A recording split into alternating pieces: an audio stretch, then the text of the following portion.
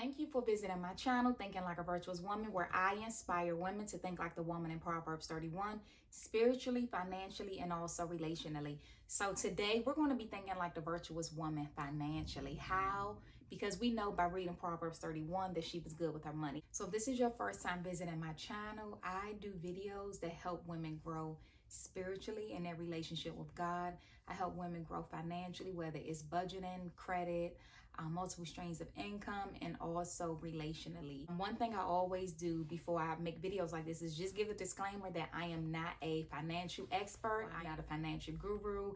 I'm just somebody who became a student of finances. And so I've learned so much. And because I'm a teacher by nature, every time I learn something, I find myself teaching it. So I'm just going to teach you today how you can use your credit card to increase your credit score tremendously. Now, this is something that I learned and I applied, and I know 100% that it works. So let me just say that for some people, their credit score does not matter to them. Some people, they're just, focus on paying off debts and things like that, which is fine. Most of the time, you really only want to worry about your credit score, the number itself, when you're trying to do something like buy a house, right? You're trying to obtain a mortgage, right? Or you're trying to buy a new car, obtain some type of new credit. That's really when you want to focus on your score. So if you want to know how I raised my credit score 74 points in the last couple of months, make sure you watch this entire video. So first of all, let me be transparent for a moment. If you've been following me for a while, if you're my friend or following me on social media, you already know I keep it real. I'm an open book.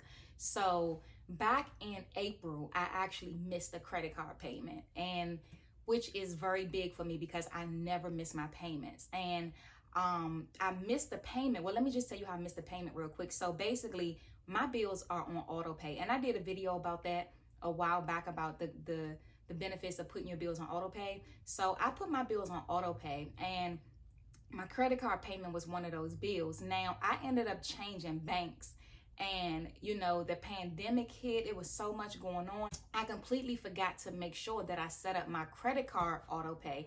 So guys, I missed a payment in April, and you know how many points my score dropped? An entire 45 points. I was devastated because I have worked so hard to keep my payments on time, making sure I don't miss a payment, make sure they're on time. Because the thing about credit card payments, it's not until they're over 30 days late that they report. So you can be a few days late. The fact that I missed my credit card payment, I beat myself up so bad. Like I literally had to just tell myself, you know what? It happened one time. Now you just got to do what you got to do to get those points right back. So not only did I get my 45 points back, but I got an extra 29 points on top of that. So I'm going to tell you how I did it. So first of all, let's talk about the 5 factors that affect your credit. So if you don't already know, there's 5 factors that affect your credit score. There's your payment history. That's 35% of your score. That is whether you are paying on time or not. That's a very big part of your score. So that's why my score dropped so much when I missed that one payment, right? Because it's 35% of your score. So 30% of your score is debt utilization. That's what we're going to talk about in this video. 15% of your score is your debt history or age. 10% is your credit mix. And then the other 10% is credit inquiry. So debt utilization, let's talk about that. So your utilization is how much of your approved debt that you actually use, right? So that is 30% of your score. So even though your creditors will give you or approve you for a certain amount of debt, they do not want you to use all of it. And which I know that sounds strange because it's like, well, why give me that much credit if you don't want me to use it? The thing is, when you use all of your credit, or if you use over 30% of that credit, they consider you a risk. So one of the tricks you can use when you're trying to increase your credit score is to keep your credit card utilization under 30%. So I'll use an example.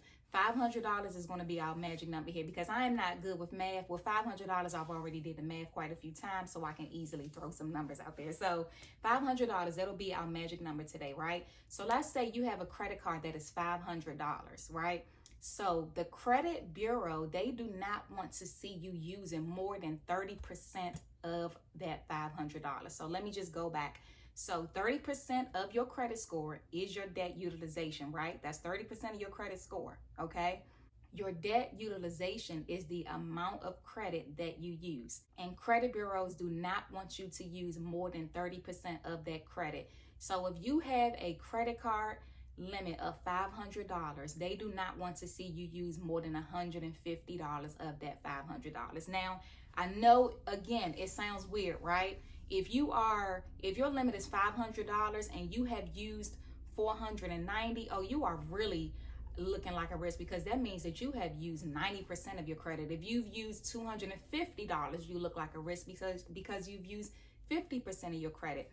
So the thing is, though, you don't have to feel like, oh, I can't use my credit. You just don't want the credit bureaus to see you using that credit. So what you want to do, and you want to write this down, you want to find out what dates does your credit card company report to the credit bureaus. So for me, my credit card company reports to the credit bureaus on every 24th of the month, right?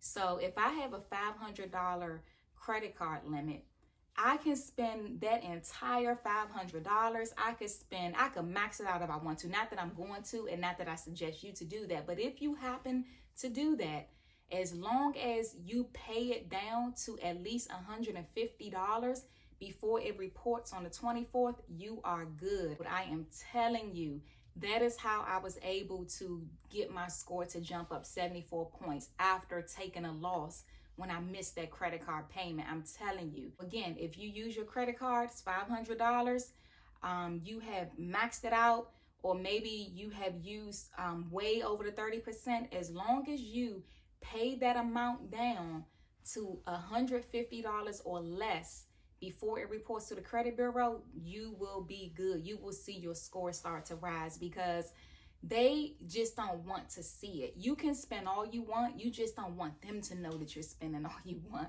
Now, keep in mind, everybody's results will be different. So you may do this and you may not necessarily see a 70-point rise, but I can almost promise you, I can almost guarantee you that if you put this into practice with your credit cards, you will automatically see results that next month. I can almost guarantee you, because as your utilization drops, your score rises. So even though 30% is the magic number, you want to stay under 30%. Even if you had it up under 20%, 10%, that would look even better. Let's say your credit limit is actually $5,000. Then that means your magic number will be $1,500. Now, I know that doesn't sound fun, again, because it's $5,000. I can only spend $1,500. Again, you don't want them to see you using that much. Now, I don't know if you're in a position to be able to just pay off $3,500 every month so that they don't see you spending more than 30% of your $5,000 credit limit. But I will tell you this, the more credit cards you have, the more you can spend. So let's say you had a credit card of $500, you had another credit card limit of $5,000, and maybe another credit card limit of $1,500, right? So that's $7,000 in available credit. Now, because they take the average of those three, $7,000, and remember, 30%, you can't go over 30%. So 30% of $7,000 is $2,100. So that's the good thing about having multiple credit cards. It gives you more available credit, right? So the more credit cards you have, the more available credit you have. And so that gives you a little bit more money to spend. So quick recap, your debt utilization makes up 30% of your score. In order for your debt utilization to have a positive impact on your credit score, you want to make sure that your debt utilization stays below 30%. Ideal would be 10 to 20%. If you have a $500 credit limit, you don't want the credit bureau to see you using more than $150 of that. Find out from your credit card company what day that they report to the credit bureau every month. Once you find out that day, then that's when you're going to, going forward, you're going to make sure every single month that you pay down your credit card to below 30%. So let's say you're in a position to where you can't pay your credit card down every month to below 30%, which is understandable because you may have a credit limit of $5,000, $10,000, or maybe even more, and you can't get that below 30% before it reports to the credit bureau. That's fine.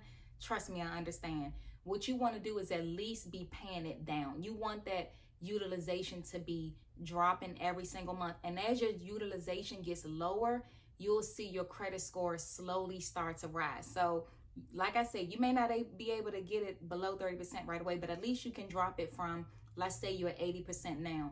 Next month, you're at 75%. The month after that, you're at 60%. As long as your utilization is going down, you will see an increase in your scores. Go look at your credit report and go see where your utilization is. And you want to start getting that utilization. I'm telling you, you're going to see your score rise as you see your utilization go down. I will tell you though, you don't want to pay it off too soon though. That's another mistake people make, but I'm going to save that for another video. If that's something you do want to hear more about, please let me know down in the comment section and I will get right on that video. If you enjoyed this video and found value in the information I provided, do consider buying my ebook. It's only $2.99 on Amazon.